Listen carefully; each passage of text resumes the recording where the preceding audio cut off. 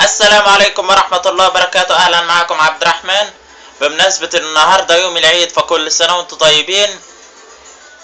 اديني جيت لكم وده حظ حلو بالنسبة لكم طبعا. المهم بقى اتمنى انه النهاردة يكون يوم عيد سعيد عليكم بإذن الله. انا كنت بتواصل مع اصدقاء ليا وقرايب ليا على الفيسبوك،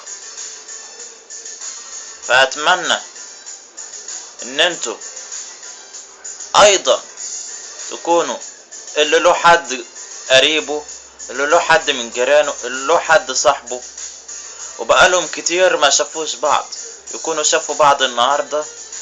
والمتخاصمين مع بعض في ايام وليالي فاتوا قبل كده اتمنى يكونوا اصطلحوا مع بعض النهاردة. اللي طبعا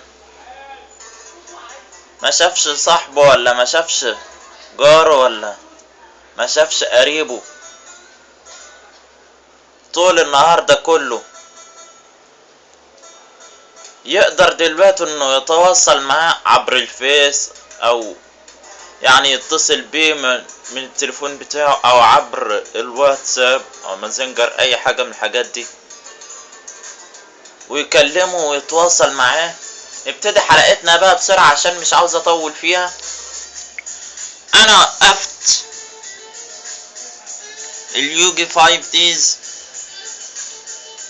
وجيت دلوقتي بقى للمبتدئين لعبة يوجي القديمة يوجي يو.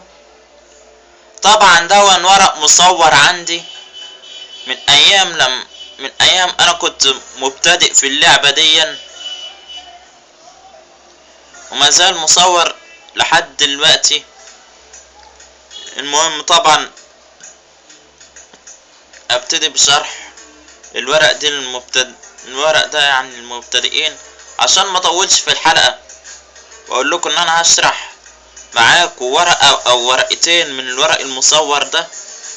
نبتدي بقى. يعني المهم الوحش اللي باين قدامكم ده وحش له فاعلية، صحيح هو ضعيف جدا بس له فاعليته انه لما بيتقلب او بمعنى يتحط ورقة مقلوبة عند مهاجمة اي وحش من وحوش الخصم عليها، طبعا لما ينكشف يدمرها.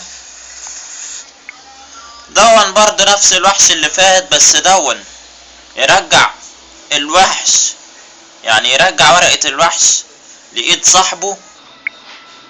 الورقة دي بقى طبعا ورقة فخ، فايدتها انها تخلي صاحبها يختار اي وحش من الوحوش اللي في الملعب، الوحش ده يرجع لإيد صاحبه على طول. طبعا ده سواء كان هو ولا الخصم. طبعا الوحش ده اظن كلكم عارفينه، يعني لما بيتم ارساله من الملعب للمقبرة تقدر تختار اي وحش دفاعه من 1400 واقل من مجموعة ورق بتاعك،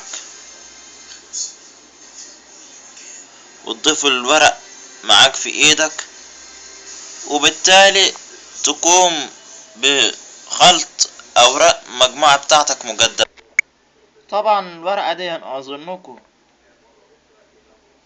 كمبتدئين برضه عارفينها، وعاء الطمع تخليك تسحب ورقتين من مجموعة الى اليد مباشرة.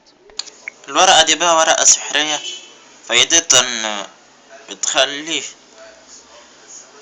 اي وحش من الوحوش المقلوبة في الملعب اللي في الدفاع طبعا مقلوبة يتقلب مكشوف لوضعية الهجوم. الوحش ده بقى وحش فاعليته انه يسمح، يعني يقدر ان هو يعني لما يكون اتقلب، يعني لما يكون استدعي ورقة مقلوبة في وضعية الدفاع، لما ينكشف يدمر وحوش الخصم كلها، بل وبالتالي يعني خلي صاحبه يسحب اي ورقة سحرية من المقبرة ويفعلها ضد خصمه. الورقة دي بقى تقدر تسيطر بيها على اي وحش من وحوش خصمك حتى نهاية الدور بتاعك طبعا. بكده بقى نكون قد وصلنا الى ختام حلقتنا بتاعت النهاردة، والسلام عليكم ورحمة الله وبركاته.